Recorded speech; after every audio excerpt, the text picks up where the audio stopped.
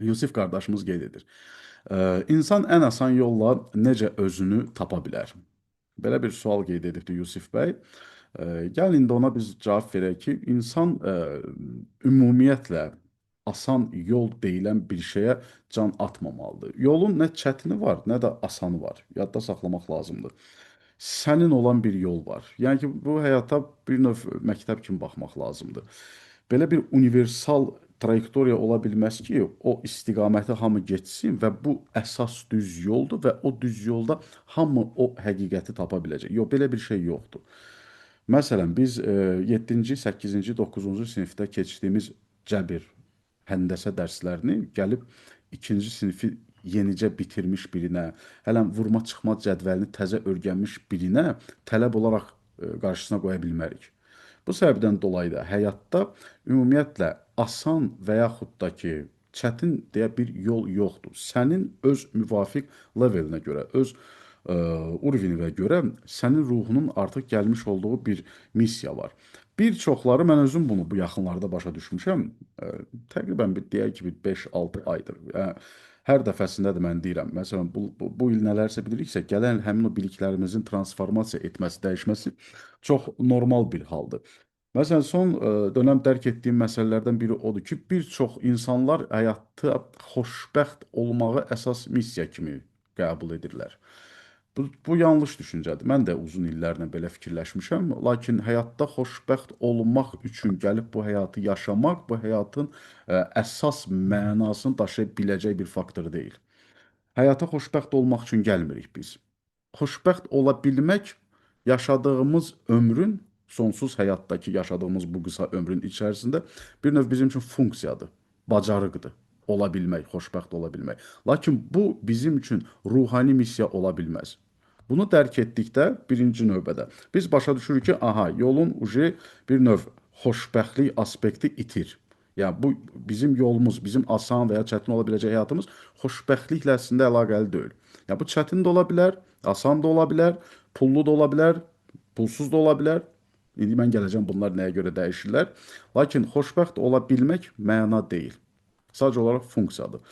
Həyatın əsasən də ruhun bu bədəni seçməyinin ən əsas və yeganə top sayıla biləcək mənası öz mifini yaşaya bilmək üçün bu dünyaya gəlməkdir. Və bayaq da qeyd etdiyim kimi siniflərə bölünür deyənə bizim hər birimizin yaşadığı trayektoriya, məsələn bu Matrix elə gözəl şəkildə ilahi tərəfindən qurulub ki, Allah bunu məsələn vaxtını çox xərcləməsin deyənə bunun tərkibində inkişaf edən ruhlara, yəni necə ki biz səmaya baxanda tək süd yolu qalaktikası, yəni bizim yerləşdiyimiz qalaktikada hazırda 200 milyard üzəri günəş tapılıbdır.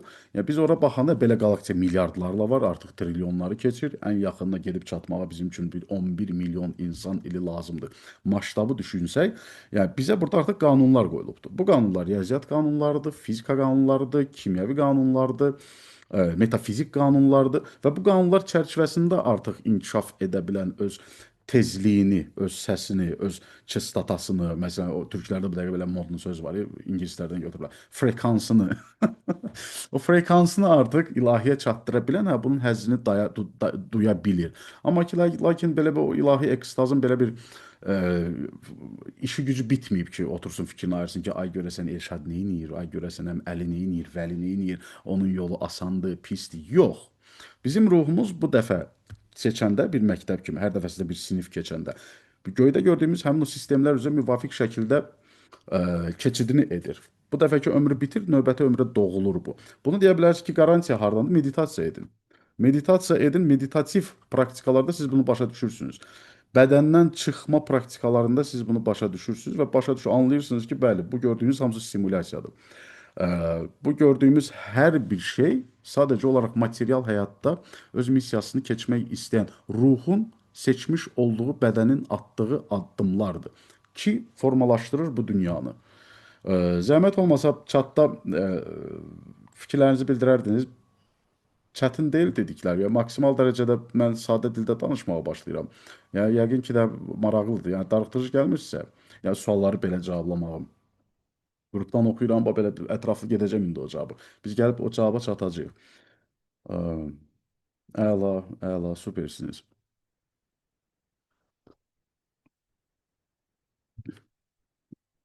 Bizim ruhumuz çox adam səhv salır, elə bilir ki, ruh onun bədəninin içindədir. Elə bilir ki, bu bədəninin içində nəsə var, o onu hiss edir. Tərsinə də əslində söhbət.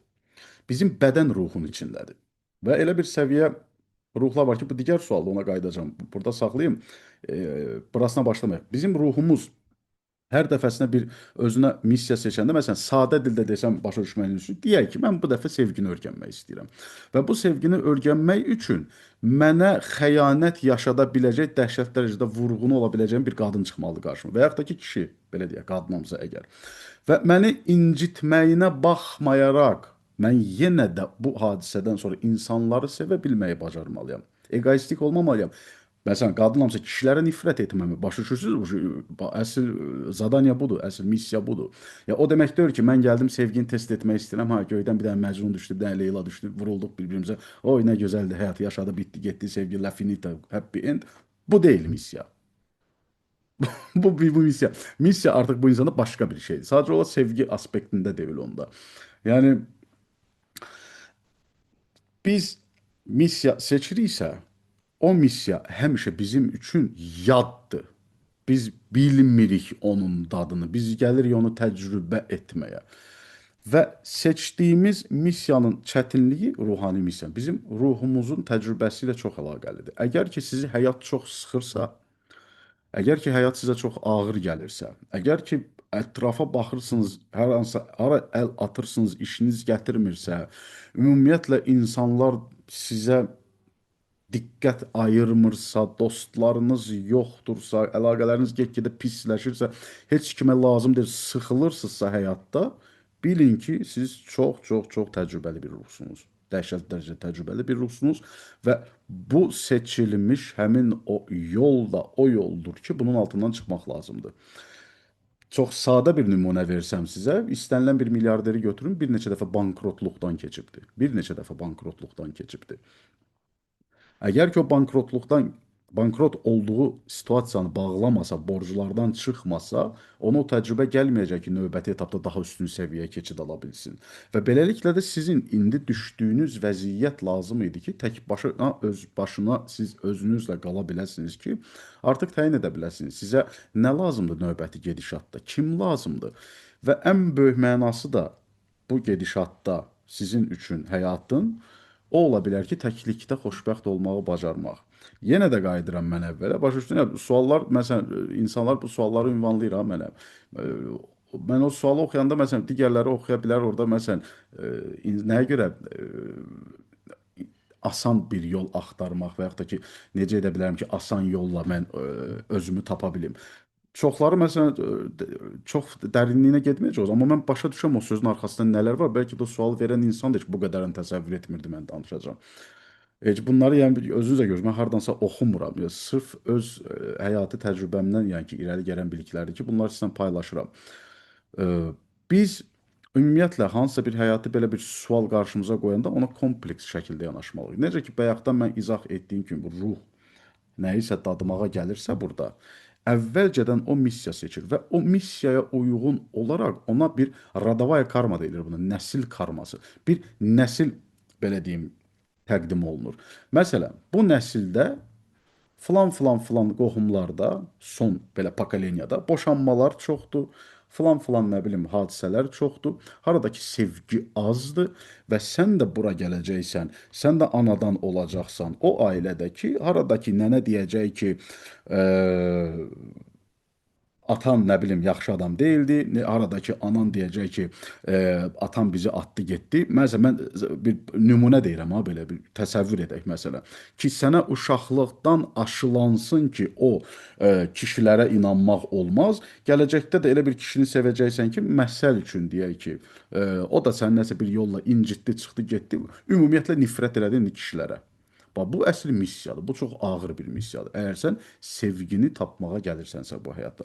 Bu artıq pul ola bilər, dostluq ola bilər, uşaq ola bilər, özünü tərbiyə ola bilər, hansısa bir idmanda özünü tapıb onun gedib hansısa bir sənətkarına çevrilmək ola bilər, nəsə bir rəssamlıq istiqamətində yeni bir stil kəşfi ola bilər, iPhone yaratmaq ola bilər, mikrofon dizayn eləmək ola bilər.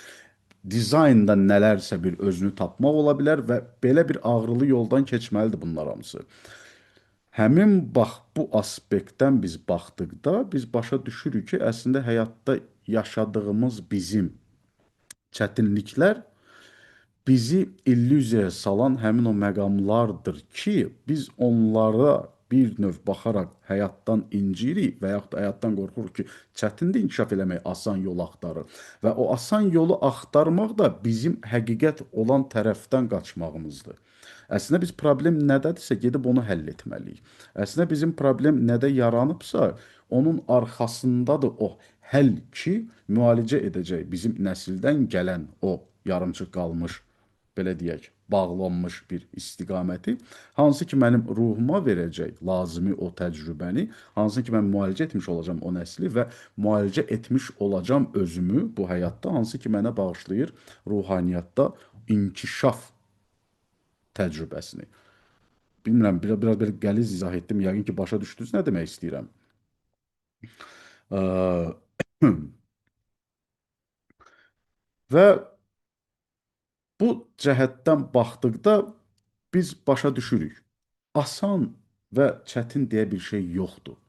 Mənim ruhumun səviyyəsi deyə bir şey var. Mənim ruhumun səviyyəsi, məsələn, mən də həyatda çox çətinliklərim olubdu. Yəni ki, tez-tezə olur bəzən elə hadisələr olur ki, sən onu həzm eləməlisən, sən onu keçməlisən. Ə, Mən məsələn imkanlı ailədə anadan olmuşam, çox imkanlı vəzifələrdə işləyibdi atam, lakin elə gətirib ki, mən ailə həyatı quranda, evlənəndə çox ani bir şəkildə biz demək olar ki, hər şeyi itiririk. Mən də belə biraz bal qaymağın içində böyümüş insan kimi belə çox ani şəkildə sürətlə başlayıram biraz belə əziyyətli həyata düşməyə. Və uşaq təzə anadan olur, başlayırsam mən bunları heç nə almamağa və başlayır məndə də bu kino. Və bundan əvvəlki etaplarda da müəyyən bir hadisələr olub ki, o sənə təsir edir. Pul ilə əlaqəli mənim dəhşətli çox çətinliklərim oldu cavanlıq dövrümdə.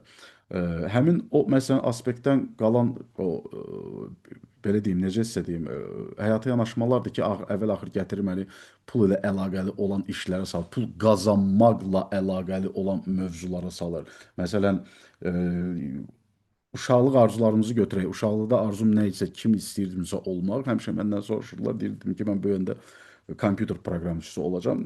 Fərqli-fərqli sektorlara gedirəm, polis sistemində işləyirəm, fərqli-fərqli firmalarda işləyirəm. Əvvəl-axır qayıdıram, yenə də 25 yaşımda qərar verirəm ki, yox, indi mən 40 yaşım olacaq. 25-də qərar verirəm ki, psixota ki, mən gedib proqramçı olmalıyam. Yəni həyatda elə bir şeylər var ki, sən öz yolunu hiss edirsən. Sən başa düşürsən ki, bax bu mənim istədiyim istiqamətdir. Bu istiqamət çətin ola bilər. Bəli, hər zaman da çətin olacaq. Məsələ də burasında ki, sən onu yalnız bacara bilərsən və sənin üçün də aydın şəkildə görsənəcək o çətinliklər nələrdir? Onlar atlamaq sənə o təcrübəni verəcək ki, hansına ki biz qızıl təcrübə deyirik. Və o qızıl təcrübə artıq fonunda sən başlayırsan müdrikliyə çatmağa. Sənin keçdiyin o çətinliklər müəyyən bir illər sonra sənə çox şirin bir cavanlıq kimi gəlməyə başlayır. Və xatırlayırsan o vaxtları xatırlayırsan özün. Mən məsələn şəkilləri açıb keçmişdə özümə baxanda bir 10 il bundan qabaqki şəklimə, 15 il bundan qabaqki şəklimə mənə bir başqa bir insan kimi gəlir. Məsələn fikirləşirəm ki, indi onun yanında olsaydım deyərdim ki, bəlkə də yəni özün başqa bir doğma bir insan kimi, amma özün deyilsən sanki o. Özündən çıxmış biri kimi başqa bir insan kimi yanaşırsan artıq o şəkillərə. Məsələn, çox adam baxır deyir, ay burada necə cavan idim, belə sentimental hissləri gəlir, biraz qapılır, doluxsunur, deyir. Başa düşmür o həyatı ona görə. Amma sən baxanda başa düşürsən ki, adamı bilsəydi ki, məsələn, o çətinliklər bu gün mənə necə şirin gələcək. Və yanında ol demək istər ki, ona bərk deyəm falan, biraz başqa cür yanaşırsan. Biraz e, biraz belə demək düz çıxmır, biraz e, sırtıqlaşmış kimi olursan artıq həyatın bu oyunlarını, bu qaydalarını başa düşməyə başlayanda və qınamamağa başlayırsan heç kimi. Ən böyük. İndi o sualın artıq axırına gəlir. Ən böyük də o həyatda necə asan özümü tapa bilim, qınamamaqla. Bizə hər bir incidici addımı atan insan, məsələn, götürək bax, nə bilim, qardaşım mənə filan e, addım atdı, ləzzət eləmədi. Mən bax bunu anladım bu gün. Filan kəs gəldi mənə, nə bilim, bu addım atdı, mənə ləzzət eləmədi. Mən yenə də bunu artıq göndərdim bu qızıla bu gün. Əgər mən keçmişdəki bax bu incinmiş hərəkətlərdən narazıyamsa, qardaşımdan, bacımdan, dostumdan, rəfiqəmdən, ən filan kəsdən, ailə, beş məkan, mən bunları əgər yanıqlıyamsa, bunları silmək istəsəm həyatımda, mən itirəcəm bax bugünkü hikmətimi. Deməli, bugünkü təcrübəm itdi mənim. Və buradan belə başa düşürük ki, əslində bizi incidən insanlar, əslində bizə zərbə vuran insanlar, əslində bizə necə deyimsə, öz aləmimizdə fikirləşirik ki, yanlış edən insanlar ruhani səviyyədə əslində bizim yoldaşlarımızdır. Biz onlarla əvvəlcədən danışmışıq. Siz daha güclü bir ruhsunuz ki, onlara icazə vermişsiniz sizi incidələr. Ki, onlar etdiyi səhvi analiz edə bilsə müəyyən bir müdrikliyə çatılar. Siz bunu həzm edib müdrikliyə çevirə bilsəniz ruhani inkişaf edəsiniz. Və beləliklə bunu siz dərk etdikdə başlayırsınız heç kəsi günahlandırmamağa və şəraitiniz də sizin üçün başlayır sizə cavabdehliyi daha çox ötürməyə ki və müəyyən səviyyədə sizdən gedən o frekans modlu söz var deyə frekansınız da artıq ona təsir eləyir ki, həyata minnətdar qalasınız. Şükür etmək yox. Şükür başqa şeydir. Bunun frekansı başqadır. Minnətdar olasınız indikinə və daha çoxunu istəyəsiniz. Bu zaman o sizin tezlik çatır ilahiyə və sizin üçün lazımi qapılar açılır, lazımi zənglər gəlir, lazımi təkliflər peyda olmağa başlayır. Ona görə yox ki, mən şikayət eləyirəm pisdir aləm və bunun frekansı gedir 2 qat mənə qayıdır. Ona görə ki, mən başa düşürəm necə matriksdəyim, necə güclü bir ruham ki, bu baş verənlər də mənim inkişafım üçündür, formalaşır bu mühitdə. Və mən buna görə minnətdaram çünki güclüyəm və istəyirəm bunun daha üstünə çıxım, daha çox inkişaf edim. Təşəkkürlər sənə ey ilahi. Ver mənə daha çoxunu haqq etdiyimi və bu zaman möcüzə baş verməyə başlayır. Ümid edirəm sualınıza cavab verə bildim. Fikirlərinizi bildirərdiniz. Nə dərəcədə o suala da cavab verə bildiysə mənə də bir xoş olardı. Süper gününüz olsun, süper gününüz olsun. Keçək növbəti suala. Ya bu sualları inanırsınız bizim deyə bilərsiniz, bəlkə fikirləşə bilərsiniz kursumuzla nə əlaqəsi var? Dəhşət əlaqəsi var. Dəhşət, sənin gündəlik həyatınla dəhşət əlaqəsi var. Hətta hazırladığın videoya yanaşmana da dəhşət əlaqəsi var ki, bir öz incəsənətin kimi yanaşacaqsan ona. Digər bir sualımız məsələn. İnsan bəzən düşüncələrində qorxur, çünki pis düşüncələr gəlir insanın ağlına, amma eyni zamanda düşündüyün hər şeyin gerçək olacağını bilir. Belə neqativ düşüncələrdən necə azad olaq? Hı -hı. Bəli, sual bir də oxuyaq. İnsan bəzən düşüncələrində qorxur. Çünki pis düşüncələr gəlir insanın ağlına, amma eyni zamanda düşündüyün hər şeyin gerçək olacağını bilir. Belə neqativ düşüncələrdən necə azad olaq? Qəşəng sualdır. Ə, Məsəl var, yəqin ki, hamı eşidib o. Ə, Çox sağ olun, möhtəşəm. Bu gün ehtiyacım var idi bu söhbət. Həqiqətən eləyim, çox suallara cavab verdiniz, əslində bir yox.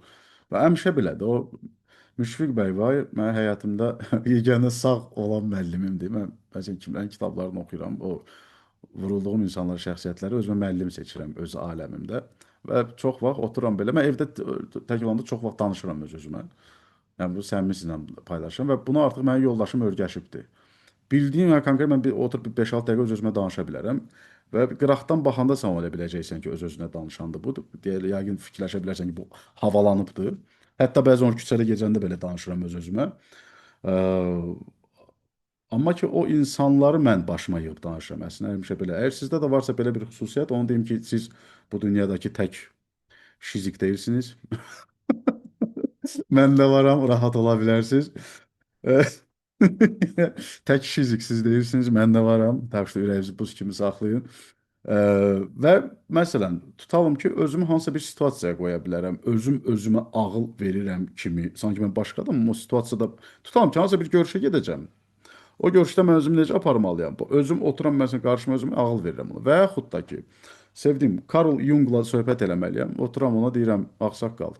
Falan filan hadisə mən necə özümü məsələn empatik olaraq təsəvvür edirəm ki, Carl Jungam və ondan öyrəndiklərimlə başlayıram özümə məsləhət verməyə. Qıraqdan baxsan deyərsən ki, ha, bu konkret olaraq, yəni bu salamat adam deyil, öz-özünə danışır. Amma mən sizə necə var onu təsəvvür edirəm ki, sizdə də aşağı, yuxarı bu vəziyyətdir zaten və bu insanın özünü inspeksiya etməyi deməkdir əslində. Yəni, bu psixologiyada falan yoxdur belə şey. Mən bunu özümdən təsəvvür edirəm. Var ya əslində bəlkə də, indi mən terminlərini bilmirəm. E, Amma bu inspeksiya etməyə başlayırsan insan özünü ki, müəyyən dərəcədə o lazımi cavabı çıxardırsan sən söhbətdən. E, Və qayıdıram suala. Deyir, bəzən hər şeyin necədir sual? Deməli, bəzən düşüncələrimdən qorxur. İnsan bəzən düşüncələrindən qorxur, çünki pis düşüncələr gəlir insan ağlına, amma eyni zamanda düşündüyün hər şeyin gerçək olacağını bilir. Belə neqativ düşüncələrdən necə azad olar? Məsəl var, bayaq dediyim kimi, bir qorxduğum başıma gəldi. Ha, o çox dərin söhbətdir. Qorxduğum başıma gəldi. Niyə? Çünki biz nə fikirləşiriksə, onu da əldə edirik. Bax, e, alın yazısı kimdən soruşsan var yoxdur. Biri deyəcək var, biri deyəcək yoxdur. Mən yazdığım bəzi elmi məqalələr var. Onları indi təsəvvür edin bir 42-43 yaşından sonra təqdim edəcəm. Ah, Orada məsələn bir riyazi iki dəyişənli müstəvidən istifadə edirəm x, y xəttindən. Məsələn biz həmişə mərkəzdəyik. Biz həmişə mərkəzdəyik və bir çox şeylər baş verə bilər gələcək zamanda. Keçmişdə minusda, mənfidə olanları biz artıq dəyişə bilmirik, amma gələcəkdə çox şey baş verə bilər və bu ilahi tərəfindən proqramlaşdırılıb. Elşad dəqiqə ayağa dursan olacaq, bu mikrofona zərbə qoysan olacaq, su içəndə stəkan düşsən olacaq, düşməsən olacaq. O hər bir şeyi yazıb. Alın yazısı buna deyir, fatalizm. Hər bir şey və bu sonsuz saydadır. Gələcək saniyələrdə, saatlarda, günlərdə, aylarda. Lakin o həm də seçim imkanı veribdir. Seçim imkanı verib ki bizə biz seçərək artıq baş verə biləcək ən pis versiyamıza gedə bilərik. Baş verə biləcək ən yaxşı versiyamıza gedə bilərik. Və bu yolun sonunda o seçim imkanlarımız nəticəsində onun yazmış olduğu səhnələr arasında bir növ o kompleks şəkildə bal toplanır. Həmin bax bu seçimlər, biz seçimlər edirik, ya, nə baş versin. İlk növbədə baş verir burada. Bu ilk dəfə yox idi ki. Ümumiyyətlə hər kəs gözü ilə ətrafa baxsın, öz bədənindən başqa. Siz və təbii meyvələrdən, bitkilərdən deyək ki, də, yəni təbiətdən başqa. Siz ətrafınızda nə görürsünüzsə bu dəqiqə, istər pərdə olsun, istər mebel, istər televizor, kitab və s. və ilaxır. Nə görürsünüzsə, hamısı insan beyninin yaratdığı əşyalardır. Divar olsun, bina olsun, hamısı. Və bu ilk dəfə kiminsə ağlına gəlibdir. Bu belə göydən düşməyib ki bura. O ağlına gəlib deyənə, o artıq çirtyoja salıb bunu, hesablayıb bunun böyür başı nətər olmalıdır, hansı mexanizmlə işləməlidir, materiyada formalaşdırıbdır. Yəni ki, bizim birinci növbədə fikrimiz formalaşır, adı üstünədir. Fikir də bu burada. Qərarı burada veririk biz. Və bizim gündəlik olaraq siz təsəvvür etsəniz nə qədər enerji xərclənir düşünməyimizə, gündəlik bizə verilən enerjinin yatdığımızda, yuxumuzda, bizim məsələn saçımızın ortasında təpə dediyimiz bölmə var da, o. Ora baxsanız galaktika kimi burulur. Bəzi insanlarda 2-3 dənədir. Yatanda biz oradan bizə enerji gəlir. Biz kosmik enerjini beynimiz düşünməyəndə alır. Bir növ telefonu zaryadkaya qoymağa bənzəyir bu. Biz həmin o enerjini alırıq və bu enerjini gün ərzində xərcləməliyik. Bizim zapas enerjimiz var. 1, 2, 3 günlük gedə bilər. Bizi full belə yuxuya artıq sönməyənə kimi. Və o enerjini biz ən çox xərcləyirik fikirlərimizə. Daha sonra əməllərimizə. Biz fikirdə qərar veririk, daha sonra ona əməl edirik. Və hər şey çox əlaqəlidir bu fikrimlə mənim verdiyim qərarlara. Əgər mən o fikrimdə emosiyalarda istifadə edirəmsə, demək olar ki, %90 bu baş verəcəkdir. Çünki kainat bizim nə düşündüyümüzü, nə istədiyimizi vermir bizə. İlahi bizə nə istədiyimizi vermir. İlahinin qurduğu sistem kainat bizə nə hiss etdiyimizi verir. Yadda saxlayın, çox incə bir fərq var burada. Əgər ki mən fikrimə qorxu ilə zəngin bir emosiya qatıramsa, qidalandırdım o fikri ki, baş versin, məni o qorxudacaq sektor. Əgər ki mən fikrimə həzz ilə zəngin bir emosiya qatıramsa, mən iki qat bunun baş verməsinə səbəb oluram sabahsı günümdə. Biz məsələn musiqiyə qulaq asanda belə ha ha hi hi belləmirik ki, o ritmə giririk, həzz alırıq musiqidən. O tərz həzz alaraq məşğuliyyətindən sən o məşğuliyyətinə sevgi qata bilərsən, yemək bişirməyinə sevgini qata bilərsən, video hazırlamağına sevgini qata bilərsən. O tərz sən qorxaraq, narahat olaraq o fikrinə həmin o ədviyyatı səpə bilərsən ki, o baş versin. Hər şey asılıdır mənim fikrimdən və ruhun vecinə deyil sənin bu dünyadakı xərclədiyin zaman. Çünki bu zaman aiddir yer kürəsinin günəş ətrafındakı dövrünə. Sən tutalım ki, bu həyatında deyək ki, 60, 70, 80 il yaşadın. Lazımi missiyanı yerinə yetirə bilmədinsə, sənin artıq bu dəfəki bədənə bir növ hələlik deyib, digər bədəndə yenə də oxşar missiya ilə bura gəlməyin, deyək ki, simvolik deyirəm. Ruhani səviyyədə 5-10 saniyəlik bir prosesdir. Həmin o 60-70 illik sənin ömrün də ruhani səviyyədə 5-10 saniyəlik simvolik desək bir prosesdir. Sadəcə yenidən sən qayıdacaqsan. Bu səbəbdən dolayı bir növ qoca ruhların bu dünyadakı ömürlərini biz hesablasaq aşağı yuxarı bir 10 min, 15 min, 20 min ömür yaşamağına gətirib çıxardır. Hələ bu dünyaya gəlib düşə bilən bir ruh üçün. Deməli, biz ilk növbədə itirməyi bacarmalıyıq. Mənim qorxularım pis gün haqqında əsas baza, mənbə nə olaraq qidalanır? Qorxuram itirməkdən. Qorxuram bu pulu itirməkdən, qorxuram bu işi itirməkdən, qorxuram bu kəsi itirməkdən, bu qadını itirməkdən, qorxuram bu avtomobilinə cızıq düşməsindən, qorxuram bu nə bilim filan hadisə baş verməyindən. Mən qorxuramsa nədənsə, deməli mən illüzor şəkildə mənə təqdim olunan çaşdırıcı bir obyektin idarəsinə düşmüşəm. Deməli, mən həyatı tam olaraq qavramıram. Həyatdan həzz almağı tam olaraq başa düşmürəm. Və qorxuram hal-hazırda məni xoşbəxt edən. Xoşbəxtliyim bundan asılıdır axı. Bunu itirəcək bir şeydən. Və mən qorxuramsa əgər, deməli mən özümü unutmuşam. Mən yaddan çıxartmışam indini. Mən deməli gələcəkdəyəm.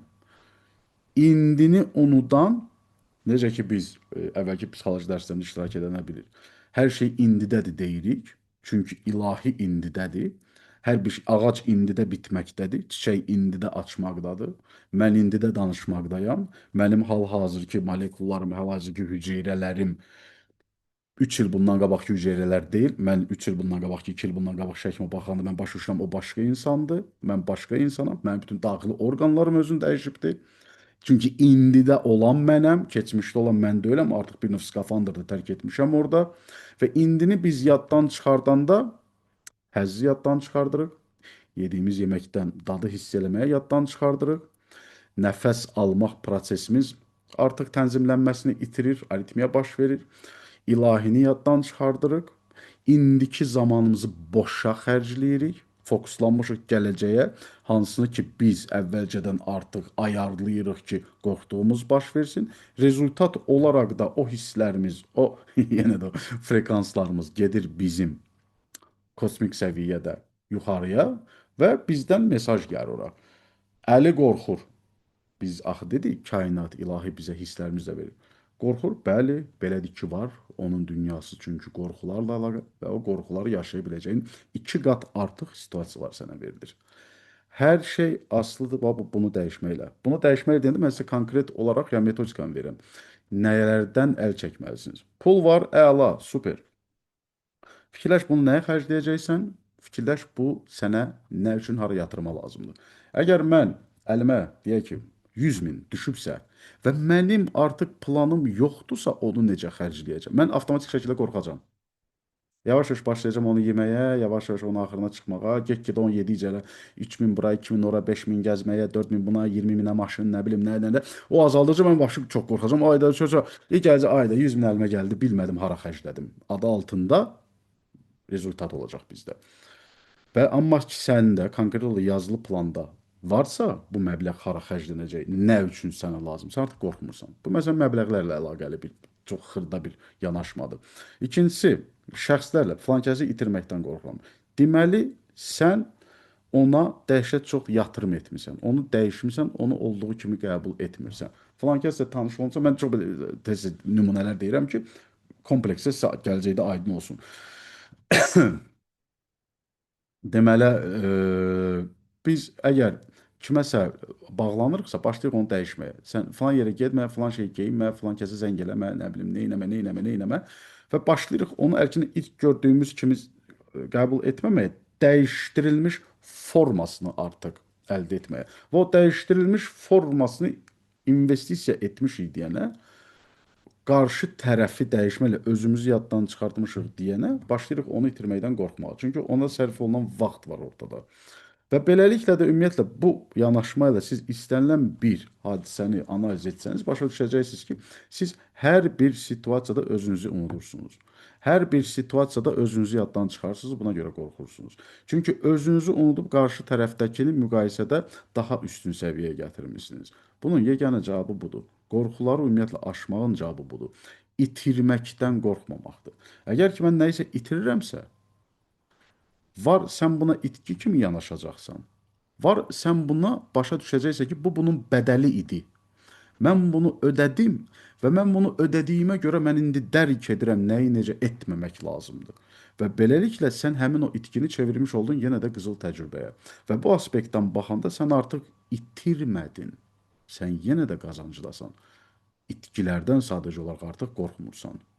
İtirməkdən qorxan insan heç vaxt xoşbəxt ola bilməz, yadda saxlayın. İtirməyə hazır olan insan, bu dəqiqə ölməyə maraqla hazır olan insana daha çox verir kainat. Nəinki ölümdən qorxan. Və insanların əksəriyyəti də həyatı başa düşmür deyənə ölüm anında peşmançılıq hissi yaradır. Yaşayırlar bir növ qorxurlar artıq keçidə. Əslində çox böyük bir həzz verəcək bir irəlisində prosesdir o.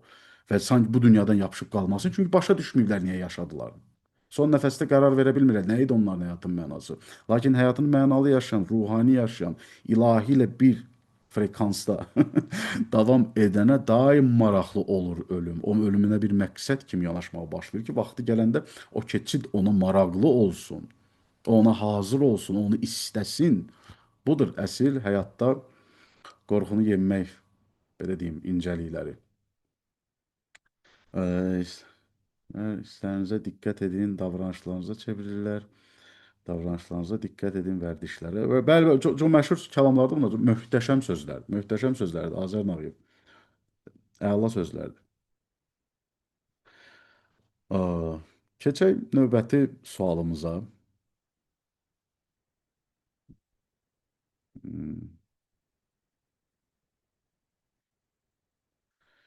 e, Deməli, növbəti sualımız, salam Elşad bəy, mənim sualım biznesin reallıqları ilə daxili mənəviyyatın toqquşması barədədir. Biznesdə və rəqəmsal mühitdə uğur qazanmaq çox vaxt sərt rəqabət, praqmatizm və müəyyən mənada eqonu ön plana çıxarmağı tələb edir. Amma digər tərəfdən daxili rahatlıq və ruhani təlimlər bizə nəfsi tərbiyə etməyi, eqonu kiçiltməyi və saf əxlaqı qorumağı öyrədir. Zehni daim hesablama, məntiq və rəqabət üzərində işləyən bir gənc öz daxili əxlaqi bünövrəsini zədələmədən bu balansı psixoloji cəhətdən necə qura bilər? Qısacası, vəhşi rəqabət mühitində nəfsi idarə edib yaxşı insan olaraq qalmaqla böyük uğur qazanmaq mümkündürmü? Möhtəşəm sualdır. Qurban bəy, təbrik edirəm ümumiyyətlə sizi cümlələri, sözləri bu tərzdə bir-birinə qoşub, düzüb ortaya bu cür dərin bir fikir çıxara bilmə qabiliyyətinizdən dolayı möhtəşəmsiniz. Məni də çox sevindirir ki, ümumiyyətlə belə dostlarımızla bir araya gəlirik. Çox əla sualdır. Çox gözəl sualdır. Mən özümdə bunu zamanla necə belə deyim, aydınlaşdırmışam bu incəlik. Yəni ki, necə ola bilər ki, bu biznes bizdən egoistik yırtıcılığı tələb edir. Digər tərəfdən ruhani inkişaf isə sevgi və paylaşmağı bizə öyrədir. Birinci növbədə biz, məsələn, mən özüm bir müddət ət yeməmişəm. Şərq praktikaları ilə çox məşğul olurdum. 4 il üzəri ət yeməmişəm və məndə bir çox məsələn xəstəliklərə yol açdı bu. Ürəyimdən əməliyyat oldum, girdilər ürəyimə, orada dedilər ki, yox, ürək deyil bu, səndə hormonal fon pozulubdur, qalxanvari vəzdədir problem. Mənə dərmana otuzdurdular, L-tiraksin dərmanına, əməliyyat etdilər, əməliyyat deyirəm, üzr istəyirəm. Sonra bədənimə aparatlar bağladılar, neçə gün ürəyimin o ritmlərini ölçməyə başladı. Nəysə bir il yarım mənə dərmanda saxladılar. Da o vəziyyət idi ki, ə, həm də günün böyük bir hissəsini otururdum pasiv şəkildə kompüter arxasında. Ə, Oturduğum yerdə məsələn ürək döyüntüm qalxırdı mənim dəqiqədə 250, 300, 350 və mənim ürəyim gedirdi. Və bildiyim kimi necə ki oturmuşam belə ürəyim getdi. 10 saniyə sonra ayılırdım təzədən. Əməli başı qaranlıq gəldi, qaranlıqdan təzədən ayıldım. Mən bilmirdim yəni mən neçə saat deyirəm, yəni nə qədər müddət oldu. Bu tez-tez təkrarlanmağa başlayanda nəysə getdi həkimə belə-belə. Mənə həmin o aparatları bağladılar. O aparatları bağlanan gün məni ad gününə dəvət etdilər. Hardansa bir dostum peyda oldu. Əskər yoldaşım biz getdik. Aparatlar falan əlimdə biz getdik. Çox böyük bir kampaniyada dəhşət dərəcədə içki içdim. Aparat orada day nə yazır da mən yaddan çıxartmışam. Səhər gəldim, analizə baxdılar. Səhər yox, 2 gün sonra gəldim, o rezultatına baxdılar, dedilər, ha, sən pis gündəsən, səni əməliyyata vurmaq lazımdır. Nəysə, mənim öz səhlənkarlığımdan dolayı mənə yanlış əməliyyata basdılar. Yanlış əməliyyatda bəlli olur ki, ümumiyyətlə ürəyimlə əlaqəsi yoxdur. Bu zobdadır. Mənə oturtdular bu dərmana. Hara indi gətirəcəm, o sualınızın cavabına gətirəcəm söhbəti. Bu dərmanı mən təqribən 2 il atmışam. Bizdə də nəsillicə var. Əmimdə də var, əmimin qızında da var. Bu zob da elə bir şeydir ki, ya, maraqlansanız biləcəksiniz, bunun ümumiyyətlə müalicəsi yoxdur. Ya, bu xarab oldusa, bunun müalicəsi yoxdur, yadda saxlayın. Belə bir şey yoxdur. Tibbdə yoxdur yəni ki. Bir 2 ilə yaxın mən bu dərmanı atmışam. Yəni bir gün mən onu atmasaydım, üzü qoyulu, qarnın üstə yatanda ürəyimin döyüntüsü mənə imkan vermirdi yuxuya getməyə. O dərəcədə hiss eləyirdim mən o döyüntünü. Artıq boğazınıza vurur sanki ürəyin buradan çıxacaq sənin. O döyüntü sənə imkan vermir. Və mən ondan bezirəm. Mən başa düşürəm ki, mən bu qədər bilirəm, bu xəstəliyi də mənə veriblər ki, mən buna özümü isbat edim ki, bunu mən müalicə edə bilərəm. İstəyimlə, düşüncəmlə, aktımla müalicə edə bilərəm. Və bu fikrə gələndə bir səhər idi, sadə bir səhər. Çıxıram balkona, həmin o dərmanı əlimdə azıram. Mən deyirəm, mən səndən azad oldum və elə ürəkdən, elə bezmişdim ki, artıq o prosesdən mən. Yəni qəbul elə bilmirdim ki, mən həyatımın sonuna kimi bununla yaşayacağam da. Həmin gündən etibarən mən dərman atmam və üzərindən bunun keçibdi.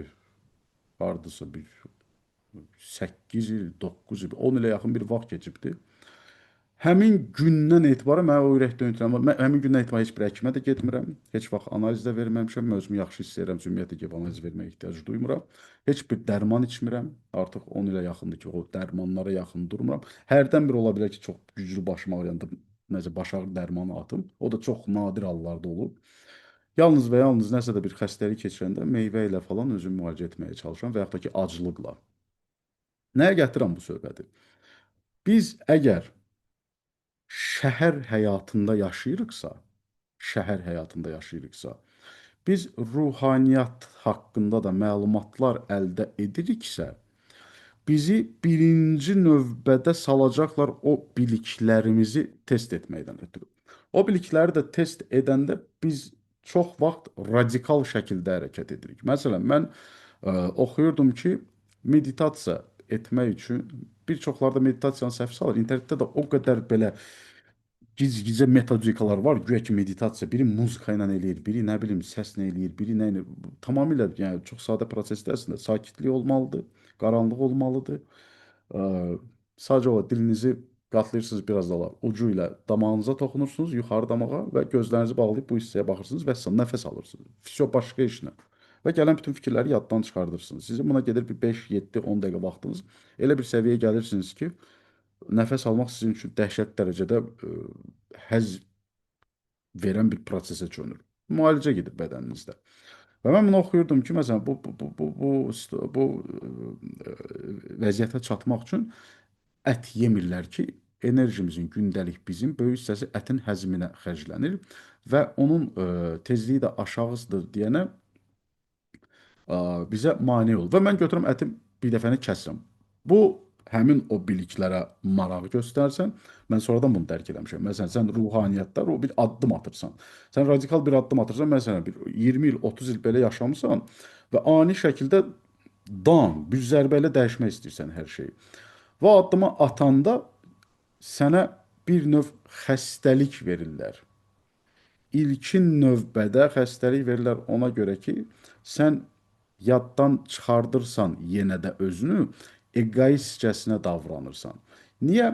Egoistcəsinə davranırsan ətrafın üçün. Çünki maksimal dərəcədə bu dəqiqə o tərs həyata keçsək, sırf məsələn, şərq stilində ruhaniyyata, meditasiyalarla yaşamağa, mağaralarda, nə bilim, translara girməyə, biz yaddan çıxaracağıq hazırda boynumuzda olan məsuliyyətləri. Niyə? Çünki şəhər həyatında yaşayırıq. Başlayırıq ailəmizə az vaxt xərcləməyə, başlayırıq uşaqlarımıza az vaxt xərcləməyə, başlayırıq işimizin dəyərini öldürməyə, belə bir özümüzdən güya ki bir qiymət veririk ki, güya ki bu seçdiyimiz yol daha dəyərlidir. Bu biznes falan da nə bilim müəyyən dərəcədə insan beynini yaratdığı bir şeylərdir. Və belə bir egoistik əslində addım atırsan, deyən, bir dənə belə insana qapaz vururlar xəstəliklə ki, saxla. Hələm o deyilsən. Yəni sən nə Buddasan bu dəqiqə, nə bilim Bakı şəhərinin ən belə ağıllı insanısan, keçmisən bura. Bunu yavaş-yavaş etmək lazımdır. Birinci növbədə bunun çıxış yolu nədir? Mən başa düşürəm ki, məsəl üçün, mənim üçün təbiətlə əlaqədə olmaq çox vacibdir bədənim üçün. Məsələn, bizdə nəyə görə deyirlər, yayda qumda gəzmək xeyirdir. Ona görə yox ki, qumdadır xeyir. Ona görə ki, yay 7-ci sinifin yeganə perioddur ki, bizim ayağımız torpağa dəyir. Və siz əgər, məsələn, o amperaj deyirlər deyəsən, alət var, bu toka taxırsınız, göstərir yəni ki, orada cərəyan var, yoxsa yox. Onu siz barmağınıza yapışdırın və ayağınızı qoyun torpağın üstünə.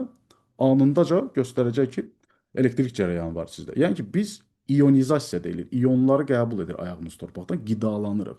Və siz təsəvvür edin, axırıncı bizim ayağımız hava torpağa dəyib, heç vaxt. Rezin ayaqqabılar dəyib. Yalnız yayda dəyir. Və buna görə həkimlər deyir ki, yayda qumda gəzmək xeyir. Söhbət qumda deyil. Bizim yer kürəsinə kontaktda girməyimizdədir. Bunu məsələn mən başa düşürəm, mən anlayıram ki, mənə həyət evi lazımdır. Və bunu mən başa düşürəmsə, o demək deyil ki, mən işimi, gücümü tullayıb bu dəqiqə gedib məsələn hardasa ayaq yalan gəzməliyəm. İmkan varsa buna super, əla. Amma ki, hazırki vəziyyətdə məndən asılı olan insanları incidərək gedib bunu etməyimə bir o qədər də məcburiyyət yoxdur. Biz əgər bu material dünyada əmələ gəlmişiksə, bizim ruhani mövzularda da biliklərimiz formalaşıbsa bu əsrlərlə və biz artıq açmışıqsa bu istiqamətləri, bu o demək deyil ki, biz bura gəlirik ki, orayla polnusu 100% əlaqəyə girə bilək. Yox, biz zaten oradan gəlirik. Bizə 100% özümüzü ora verməyə ehtiyac yoxdur. Var belə missiyası olan insanlar. Var. Onlar üçün xüsusi məktəblər var. Monahlardır. Hər bir şeydən imtina edirlər. Cütləşməkdən imtina edirlər, evlilikdən imtina edirlər. Özlərini bəxş edirlər o məktəbə. O məktəbə gəlib girmək üçün 40 gün onun qapısında ac qala falan. Bu zaten sən onlardan biri olsaydın, zaten həyatın oradaydı. O missiyan orada başlamışdı. O tip bir ailədən anadan olmuşdun. Oraydı sən. Var belə bir missiyası o. Amma biz onlardan deyilik. Bizim mövcud peyda olduğumuz hazırki level onu tələb edir ki, el dildə desək 50-50 proses aparaq. 50% material həyatda da olmalı. 50% də ruhaniyyatımızla məşğul olmalı. Xacibə Palezviu iti kəskinlik üzərində addımlamağa bənzəyir bu.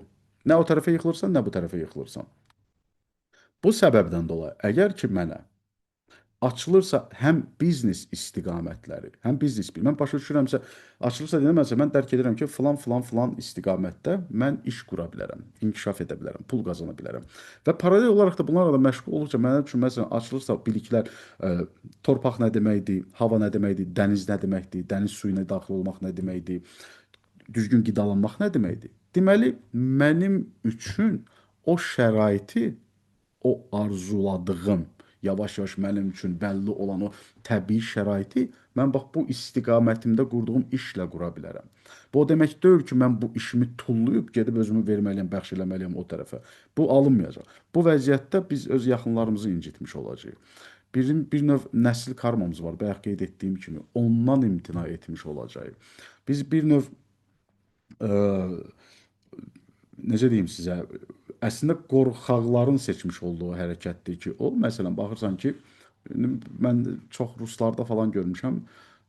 Ərin beyni çönür, evdədir, tullayır, hər şey çıxır, gedir ruhaniyyatla məşğul olmağa. Bu birislər qaldı bu tərəfdə. Belə şey də olmur axı. Yəni əgər özünü sizdən asılı edən insan varsa, ailə varsa və o sizə lider kimi yanaşırsa, o sizə hörmət edirsə və yaxud da ki, siz həmin o ailədə o şturvalı ələ götürəcək bir övladsınızsa, yetişirsinizsə, okey, əla, bu tərəfdə biliklər sizə açılırsa, deməli öz işinizi də elə qurmalısınız ki, gətirsin sizin qazancınız o şəraiti yaratsın. Sualda digər bir aspekt də var idi ki, necə ola bilər ki, məsələn, egomuzu biz bastalayaq ki, bu bir tərəfdə bizə egoizm lazım deyil, digər tərəfdə amma egoistik hərəkətlər lazımdır. Baxın, bunun çox sadə bir cavabı var. Çox sadə. Rəqabəti yığışdırmaqdır. Rəqabət kim edir? Məsələn, bu yaxınlarda mən getmişdim şeyə, nədir onun adı? Dostumla. Dəhşət ləzzət elədi mənə. Çox, özümüzdən nümunə verim də. Bəzi bir çoxlarınız da bilər. Çox standart nümunələr verirəm. Natiqin macunu. Kim geyib aramızda? Bu Balaxanıda kafe açıblar bir dənə. Natiq adında da cavan oğlanda. Özünü göstərmir videolarda. Dəhşətli dərəcədə dadlı küftələr bişirirlər. Ələngələr eləyirlər. Yekə sümüklər üzərində ətlər. Ləzzətli kompotlar eləyirlər. Yəni bu insan sizcə kimləsə rəqabət aparır? Bax Kamran bəy də gedibdi. Bax getmişsə də Kamran. Sizcə o insan ya da kimsə çıxıb onun məsələn bişirdiyi küftə deyə bilər, amma bu filan ki, o kimsə çıxıb desə, məsələn, mən də Natiqə rəqib olaraq filan birbaşa o yenə də Natiqi reklam eləmiş olur. Yəni ki, biz əgər rəqabətə fokuslu iş görürüksə, biz deməli məhsulumuza güvənmirik. Biz rəqabətə fokuslu iş görürüksə, deməli biz yatırım etmirik sevgini məhsulumuza.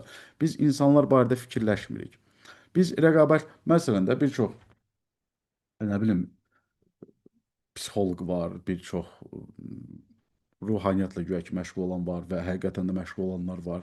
Mən durub onlara deyirəm ki, mən sizlə rəqabətdəyəm və siz mənim rəqibimsiniz. Və yaxud da ki, nə bilim, bəzi məşğul olduğumuz işlərdə mənim haqqımda o qədər xoşa gəlməyən sözlər yazanlar var, o qədər xoşa gəlməyən postlar yazanlar var, o qədər hesablar var ki, gəlib mənim videolarımda baxa bilərsiniz. Çox xoşa gəlməz kommentariyyalar yazır. Profilinə girib baxırsan, sıfır takipçi, sıfır takip edən. Bilirsən ki, bu dəqiqə açıb, bu sırf mənə nəsə linç vurmaq üçün gəlib açıldı. Bunlara siz fikir versəniz, bunlara nəsə bir növ cavab verməyə başlasanız, siz də rəqabət etməyə başlayırsınız.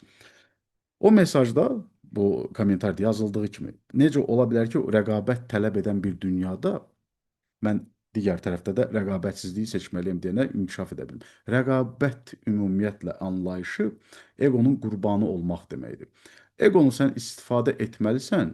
Məsələn, biz deyirik ki, belə bir incə məqam deyim sizə. Biz bu tərəfdən deyirik ki, mən deməyi yığışdır biznes istiqamətində. Mən yox, eqon bas. Amma digər tərəfdən biz ruhaniyyatda söhbət etdikdə biz məni çox vurğulayırıq. Mənim yolum, mənim istəyim, mənim səhvim, mənim addımım, mən Allaham, mən Allahın zərrəsiyəm. Mən edirəmsə deməli o edir, o edirsə deməli mən ona xidmət edirəm. Burada sanki elə bil ki, ego güya yoxdur burada. Eqonun elə lap böyüyü yeri gəlsə, çox gizli şəkildə əslində ruhaniyyatdadır. Sadəcə olaraq o qədər bizi artıq düzgün səviyyədə, bihuş olaraq onu işlədirik ki, elə bilirik ki, yoxdur orada. Əslində biz ilahinin qarşısında mən heç kimliyimi qəbul edirəm deyənə o mənə qapıları açır, lakin dərin bir məna var burada ki, biz inkişaf elədikcə müəyyən dərəcədə onun sərkərdəsinə çevrilir ki, daha da irəli atsın bizi, daha başqa bir sistemlərdə, daha başqa bir nemətlərin dadına baxa bilək. Yenə də dərinliyə gedinə bir mən var yenə də ortada. Bu səbəbdən dolayı həmin o məni biznesdə də artıq mən əlayam, səndən daha yaxşıyam istiqamətində yox. Mən gəlmişəm bu regionda, bu sektorda, bu əhaliyə bu istədiyim məhsulu bax bu tərzdə hazırlamağa aspektində getmək lazımdır. Ümid edirəm cavab verə bildim sualınıza. Həm o ruhani və maddi dünyanın necə bir-birinə simbiozu olmalıdır, həm də ki bu eqonu biz necə istifadə etməliyik. Eqonu biz ona görə istifadə etməməliyik ki, eqonu məsələn mən istifadə etməliyəm, durmuşam səhər tezdən özümü atıram çölə, gedirəm məşq edirəm, gəlim soyuq duşa girirəm. Bax, mən ego burada sənə dəhşət lazımdır, disiplin lazımdır, o eqoizm lazımdır, sağlam olmaq eqoizmi. Bəli. Amma ki, bunu biz düzgün istifadə etməyəndə o bizə yanlış düşüncə verir, özü istifadə olunası yer axtarıb tapmaq istəyir. Çünki o enerji var axı, zaryadkanı gecə yığmışıq biz, xərcləməliyik harasa. Ona görə əvvəlcədən qeyd etmək lazımdır öz beyində ki, sənə bu istiqamət niyə, sənə bu iş niyə lazım? Mən video hazırlayıram. Mən əgər məsələn YouTube kursunu götürək, YouTube kursunu keçmişik də biz. Əksəriyyətimiz burada deməli bir növ kanal yaradırıq və videolar hazırlayırıq. Əgər mən orada insanların nə dərəcədə həzz duyacağını unutsam mənim videomdan, mən bir növ öz xidmətimi unutmuş oluram. Mən bir növ ilahi tərəfindən, Allah tərəfindən mənə verilən bu nemətin dəyərini bilmirəm. Mən fokuslanıram sırf pul qazanmağa. Deməli, mən öz bacarığımı unuduram. Mən inkişaf eləmək istəmirəm. Mən videonu daha maraqlı eləmək istəmirəm. Mən insanları axmaq yerinə qoyuram. Mən istəyirəm ki, insanlar prosta belə klik eləsinə baxsın, mənə də göydən pul yağsın. Yox. Mənim hazırladığım məhsul qəşəng olmalıdır. Mən özümə də həzz verməlidir ki, onu mən artıq ətrafa təqdim edəndə mən heç rəqabət haqqında düşünməmişdim. Mən heç fikirləşmirdim rəqabət kimləsə edim. Mənə lazımdır öz müştərilərimlə bir yolumu tapım, həyatdan həzz almağa başlayım. Vəssalam. Rəqabəti ümumiyyətlə yığışdırmaq. Rəqabət etmək özünə güvənməmək deməkdir. Rəqabət etmək. Rəqabət haqqında ümumiyyətlə düşünməmək, rəqabətsiz işini qurmaq, bax budur əsl özgüvən. Və bu da sənə çox kömək edəcək. Aa, deməli, deməli, belə, bu sualımız da belə. Fikirlərinizi qeyd edərdiniz. Hansı bürcdənəm? Ha, bu belə bu qalsın da. Bunu deməsəm də olar. İndi bu mən desəm hansı bürcdənəm, hamı pastan mənə interes suallar yönləndirəcəklər. Bu şey qalsın o sualın cavabı. Hmm. Bütün bürclərəm. Ümumiyyətlə bütün bu insan bu həyata gəlsə bütün bürclər olmaq üçün gəlir, bilirsiniz. Hər bir insanın da öz astroloji xəritəsi 12 bürcün hamısı işləyir. Baxır planetiniz hardadır, harda deyil və hansı daha güclü işləyir. Sizin də məqsədiniz gəlib o 12 bürcü birləşdirib 13-cü insan olmaqdır. Yalnız və yalnız o 12 sektoru birləşdirəndə, həyatınızda istifadə edə biləndə siz 13-cü insan olursunuz və bürclər sistemindən çıxmağı bacarırsınız. Sizə təsir etməməyə başlayır onda o. Deməli, səhv et, salam master. Növbəti sualımız Seymur bəydəndir. Salam master, siz səhv etmirəmsə seminarlarda bir ruhun eyni dövrdə bir neçə bədəndə yaşaması haqqında demişdiniz. Bu sual olaraq ağlımda qalıb necə ola bilər? Səhvin varsa üzr sayın. Yox, səhvin yoxdur, düz deyirsən Seymur bəy. Deməli, bir ruhun bir neçə bədəndə əlbəttə ki, missiya keçməsi mümkündür. Bunu necə izah etmək olar? Məsələn, bu həmişə mən yenə də öz metodum var. Əlimlə izah edim. Bax, bu əlin funksiyası var. O nəyisə tuta bilir, arasa cırmaq ata bilir, nəyisə qaşıya bilir, çəngəli tuta bilir, bizə xidmət edə bilir, mausla işlər görə bilir. Bu əl öz-özlüyündə bir həyat növüdür. Bir funksiyonalı var bunun. Bu əl bir növ həyat növü olsa da, o başa düşmür. Onun gələn siqnalı beyinnəndir. Ruhu belə təsəvvür edin. Biz beyindir və onun idarə etdiyi bir neçə bədən var. Lakin bu əl başa düşür onun funksiyasını. Bu nəyisə, nə bilim, təmir edə bilir, nədənsə fayda götürə bilir və s. və ilaxır kimi öz funksionalını başa düşərək biz də öz missiyamızı başa düşürük. Və ümumiyyətlə, necə ki, məsələn, baxaq, dənizdə əmələ gələn adalara baxsaq, biz dənizin və yaxud da okeanda, suyun üzərindəki adaları biz görürük də. Suyun altında ki, bunlar birləşibdir, eyni torpaqda, sadəcə o suyun üstündəki o zirvələri müəyyən dərəcədə su səviyyəsindən hündürdür deyənə bizə o ada kimi görsənir. beləcə də materiklər, qitələr, suyun altındakı biz eynik. Yəni bir ruhdur bu. Bir ruhun bir parçaları. Elə bir ruh da var ki, həmin o parçaları suyun üzərində fərqli-fərqli zirvələrdə görsənir. Məsələn, adam var ki, bir ayağını itirir, bir ayaqla həyatını davam etməyə başlayır. İki əli olmayan adam var, amma yenə də o həyatını davam etməyə başlayır. İki ayaqla, belə deyək də. Yəni ki, bir ruh bir neçə bədəndə fərqli-fərqli regionlarda fərqli-fərqli həyat növləri yaşaya bilər ki, əslində hamısı eyni anda bir növ sistemə xidmət edir. Məsələn, elə bir ruh ola bilər ki, bir sektorda o nazirdir, digər sektorda, digər regionda o hansısa şirkət sahibidir və başqa bir regionda da onun bədəni belə deyək, hansısa bir cəmiyyətə liderlik edir. Və həmin o, məsələn, nazir üzərinə gələn təklif həmin o regionlar arasında nəsə bir qanuna səbəb olur. O qanuna ilk dəstək verən, məsələn, həmin bu şirkət sahibi olur. Bu nazirin göstərişlə bu şirkət başlayır əməkdaşlıq etməyə və hansısa bir artıq cəmiyyət başlayır bundan faydalanmağa və beləliklə də insan və bəşəriyyət üçün, cəmiyyət üçün hansısa bir yeniliyin, bir fəaliyyətin, bir qolun açılmasında həmin o ruh seçmiş olduğu bədənlərlə iştirak edir. Və sair və ilaxır. Ümid edirəm izah edə bildim. Mümkündür belə bir şey. Yəni bu səbəbdən dolayı mən deyəndə ki, bizim bədənimiz ruhun içindədir. Yəni elə bir ruhun tərkibində ola bilərsiniz ki, yəni tək sizin varlığınızdan ibarət deyil o. Daha çox yüksək bir şeydir. Yenə deyirəm, belə sualların cavablarını mütləq şəkildə meditativ praktikalarla siz əldə edirsiniz zaten. Hamıya da tövsiyə edirəm bununla məşğul olmağı. Başqa bir sualımız nə idi? Hər şey qaydasında olsa belə bəzən insan narahat olur ki, bu narahatçılığın səbəbi və necə o narahatçılığı aradan qaldırma səbəbini və necə o narahatçılığı aradan qaldırma. Deməli, necə Vüsal bəy qeyd edir ki, hər şey qaydasında olsa belə bəzən insan narahat olur bu narahatçılığın səbəbini və necə o narahatçılığı aradan qaldırmaq olar. Qəşəng sualdır. Əslində bayaq buna cavab verdik. O tam detallı şəkildə buna cavab vermişik. Həmin o qorxuların, o itirmək mövzusu barədə. Digər tərəfdən də başqa bir incəlik də deyim sizə. Biz məsələn ən yaxşı maşını da aldıqda bir müddət sonra başa düşürük ki, nəsə çatmır həyatda. Ən yaxşı restoranlara gedib yemək yeməyə başladıqda da bir müddət sonra başa düşürük ki, nəsə çatmır həyatda. Ən gözəl televizor ev alanda, ən gözəl kompüterləri özümüz alanda, bir müddət işləyir, sonra görürük ki, nəsə o da deyil. Yəni daimi olaraq nəsə bir şeyin axtarışındayıq. Hansı ki, bizim həyatdan 100% bir xeyli razı olmağımıza gətirib çıxardar ki, nəinki gətirib çıxarmır, biz hər zaman deyək ki, bir 80-70 faizlərdəyik və o 10, 20, 30 faizi tuta bilmirik. Nədir axı bizi bu qane etməyən? Bax, bu qane etməyən odur ki, bizim şuuraltımız bizə mesaj verir ki, ay dost, sən bu gördüklərin və etdiklərin hamısı fani dünyanın işləridir.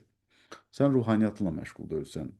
Və yalnız və yalnız və yalnız ruhaniyyatla məşğul olmağa başladıqda həmin o 10, 20, 30% dolmağa başlayır. O narahatçılıqlar aradan qalxmağa başlayır. O qidalanmanı həyatınıza gətirib salında, əsasən də bu meditativ praktikalarla siz ilahiyə qoşulmağı təcrübə etdikdə, nə deməkdir bu sözün dalında çox böyük bir necə deyim, haqq hesab var. Siz onda həqiqətən həyatdan həzz almağa başlayırsınız. Hansısa bir yas mərasiminə gedəndə sizə təsir eləmir, bir növ başqa cür sağollaşırsınız o adamla. Hansısa bir adət-ənənə şənliklərində iştirak edən tamamilə başqa şeylər görürsünüz. Küçədə qarşınıza çıxan tanımadığınız bir adamla söhbətdə tamamilə başqa bir şeylər başa düşürsünüz. Simvollara baxdıqda, yazılara baxdıqda, musiqi sözlərinin sizinlə danışmağa başladığında tamamilə başqa cür başlayırsınız həyata yanaşmağa və bu yalnız və yalnız o vaxt baş verir ki, siz mütəmadi olaraq gündəlik özünüzü inkişaf etdirirsiniz. Bu istiqamətdə ədəbiyyat oxuyursunuz və yaxud da ki, praktiki olaraq fəaliyyətlərlə məşğulsunuz. Meditasiya kimi əvvəlcədən deyirəm sizə. Əks halda həmişə o narahatçılıq olacaq, həmişə nəsə sanki bir şey çatmır hissi sizi daim o qıdıqlayacaq içərdən ki, o da bizim şuuraltımız deyir. Bizə deyir ki, hey, başla, boş yerə vaxt itirmə. Sonra Sonuncu sual. Nasir, dəyərli söhbət üçün təşəkkür edirəm. 36 dəqiqə buna qabaq yazıb Rəşad. Rəşad bizim canciyərdir. Deməli, çox-çox belə fikirləri möhtəşəm olan bir dostumuzdur. Sualını cavablandırsa çox şad olaram. Samsara döngüsündən rasional bilgi ilə, yəni zehinlə, idrakla çıxmaq olarmı? Təslimiyyət fazasında olmaqla, yəni rasional həqiqətin halını yaşamaqla bu döngüdən qurtula bilərikmi?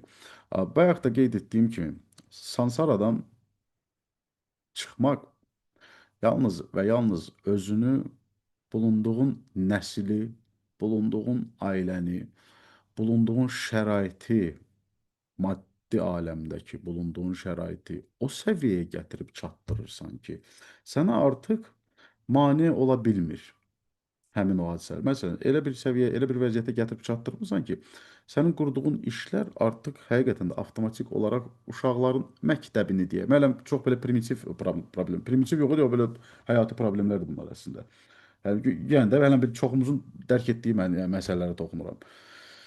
Uşaqların məsəl üçün məktəbində oxumaqda, yaxşı təhsil almaqlarında problem yaratmır. Evdə yaxşı qida alıb qidalanmaqda problem yaratmır. Qurmuş olduğum işlər, qurmuş olduğum bu fəaliyyətlər, qurmuş olduğum bu struktur artıq məndə narahatçılıq yaratmayacaq, digər mənə doğma olan şəxslərin yaşaya biləcəyi problemlərdə və onları həll edə biləcəyəm mən nəsə problem yaranacaqsa və bunun timsalında mən artıq təbiətlə əlaqədə olan bir mühit özümə yaradıramsa və o mühitdə başlayıramsa yenə də bu ruhani praktikalarımı davam etməyə və o ruhani praktikalarımı davam etdikcə mən yalnız o təfəkkürə gəlib çata bilərəm ki, bəli, başlasın həmin o planetar aspektlər mənə təsir etməməyə. Və mən bir növ o 3-dən 5-ə atlayanlar var idi. 3-cü sinifdən 5-ci sinifə atlayanlar bizim dövrümüzdə. Bir növ onu yaşayım. Yəni ki, mən bir növ daha tez artıq vaxtından tez ruhani missiyalarımı yerinə yetirməyə başlayım. Əks halda mən bunları etməmişəmsə, mən sadəcə olaraq özümü yalandan aldadacam ki, güya mənə təsir etmir bu energetik söhbətlər. Və bunun da nəticəsi ilə mən yalnız və yalnız çətinliyə salacağam özümü. Bir növ çətinliklərim daha da çoxalacaq və əvvəlki kimi qeyd etdiyim məqamda çətinliklərim çoxalırsa, orada da bir illüzor səviyyədə özümü aldada bilərəm ki, güya ki mənim ruhumun bu əldə etdiyi çətinliklərdir ki, mən buna hazıram, bunu həll etməliyəm, amma əslində həmin o situasiyada mən özümü aldatmışam deyənə daha çox çətinliyə məni sallar ki, ayıla bilim. Ümid edirəm cavab verə bildim sualınıza. Belə suallarımız bitdi. Artıq bir saat olar danışıram. Yəni chatda nə var, nə yox?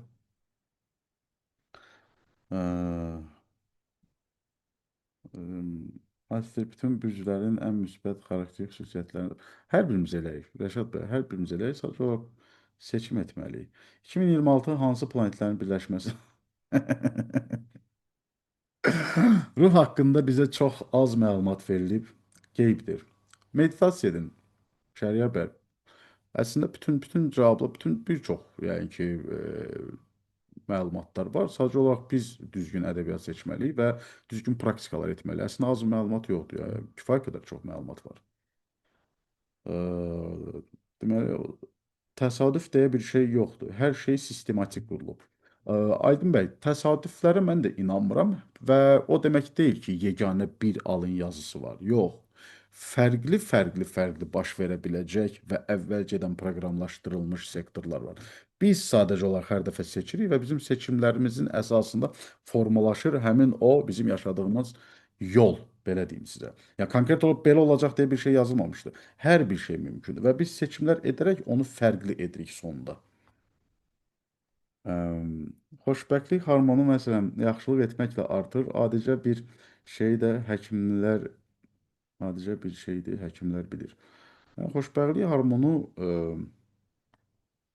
yaxşılıq etməklə artır deyə məsələn mən nə bilim sonuncu dəfə etdiyim yaxşılıqda mənə xoşbəxt etməmişdi o. Mən bir növ baxırdım, belə deyim sizə, belə söhbətlər eləmək düz deyil. Məsələn də, mən marketdə biri yaxınlaşdı, məndən bir qida almağımı istədi o. Dedim, heç bir problem yoxdur. Getdik. Mən də ürəyim istəyənləri əlavə etdim, aldım ona. Kassada ödəniş etdikdən sonra onun mənə baxışları çox təsir elədi. Mən gəldim, bir gün, 2 gün o baxışları yadımdan çıxara bilmirdim. Dəhşət. Bu yaxınlarda olub, yarısı bir ay olmaz heç. Və məsələn, o mənə xoşbəxt eləmədi. Yaxşılıq elədim, nə olsun ki, yaxşılıq. O mənə xoşbəxt, o mənə başqa cür təsir elədi. Başqa şeylər başa düşdüm. O xoşbəxtlik hormonu deyil. Xoşbəxtlik hormonu endorfini nəzərdə tutursunuzsa siz, endorfin hormonunu. O tamamilə fərqli-fərqli situasiyalarda baş verir bu. Yəni o yaxşılıq etməyi də məsələn biz əgər fikirləşirsə bu yaxşılıq edirəm ki, mən yaxşılıq etməliyəm deyəndə yox, bu belə deyil. Qəlbdən gəlməlidir hər şey. Məsələn, mən əksər insanlar tanıyıram ki, tutalım ki, nəsə dilənçiyə pul verəndə və yaxud da ki, barəsə nəzir verəndə əvvəlcədən kontrakt bağlayırlar. Bax, mən bunu eləyirəm ki, mənim işlərim yaxşı olsun. Tamamilə yanlış bir yanaşmadır. 99% insan da belə eləyir zaten. Sanki bir kontrakt bağlayırlar Allahla. Bax, mən gedim və yaxud da ki, deyirlər, məsələn, e, niyyət eləmişəm, falan işim alınsa qurban kəsəcəm. Belə bir şey olar. Özünüz fikirləşin. Yəni sadəcə o məntiqlə fikirləşin. Yəni olsa mən qurban kəsəcəm. Olmasa kəsməyəcəm. Və yaxud da ki, əvvəlcədən gedib məsələn qurban kəsmək, bu başqa bu getdi biraz ritual söhbətlərinə. Bu haqda danışarıq gələn dərslərimizdə.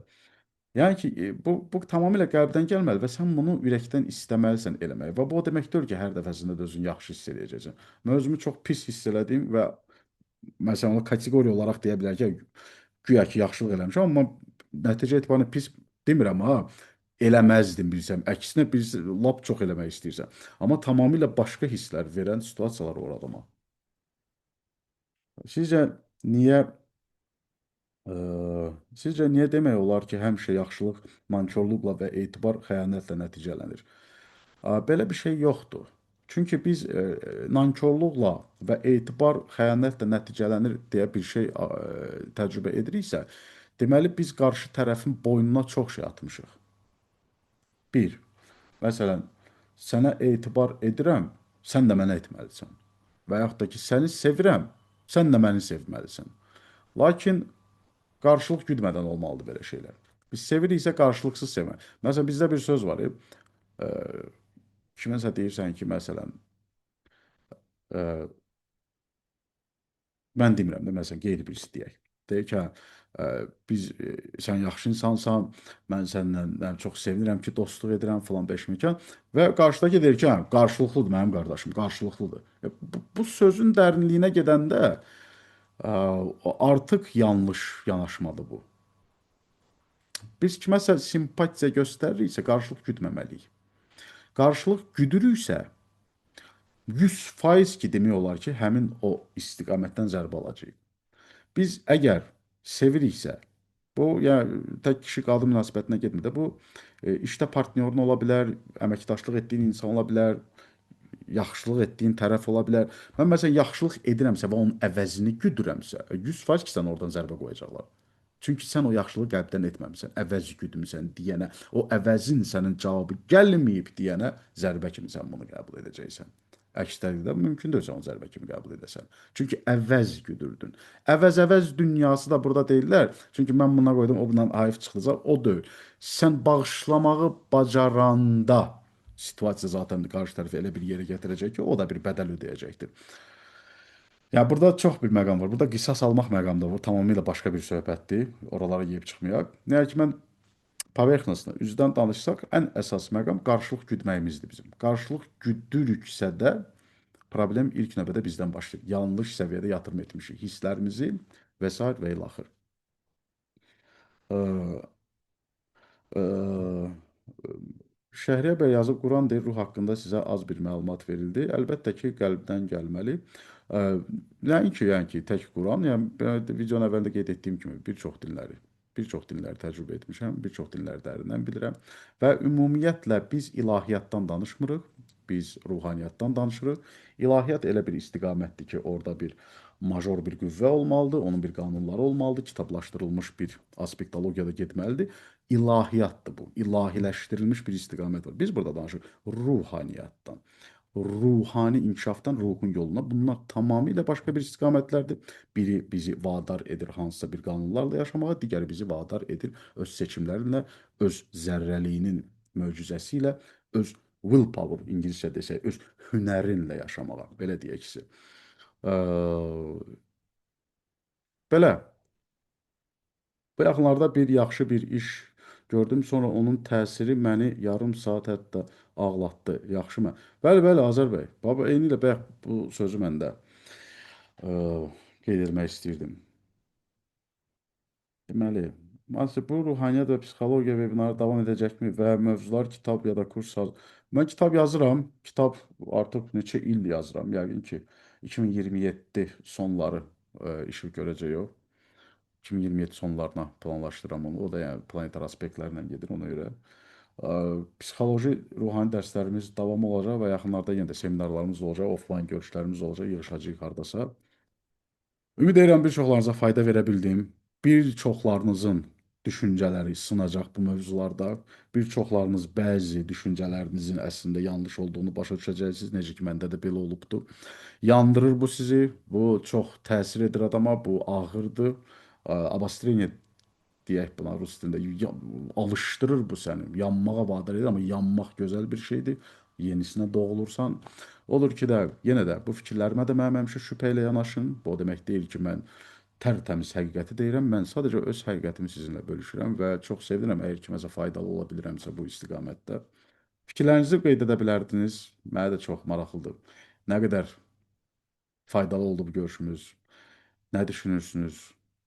Nə hiss yaşayırsınız? Şair götürsün sazın əlinə. Yəni ki, bir çoxlarınız üçün də o digər bir üzüm açılmış oldu mənim. Başqa cür tanımış oldunuz məni.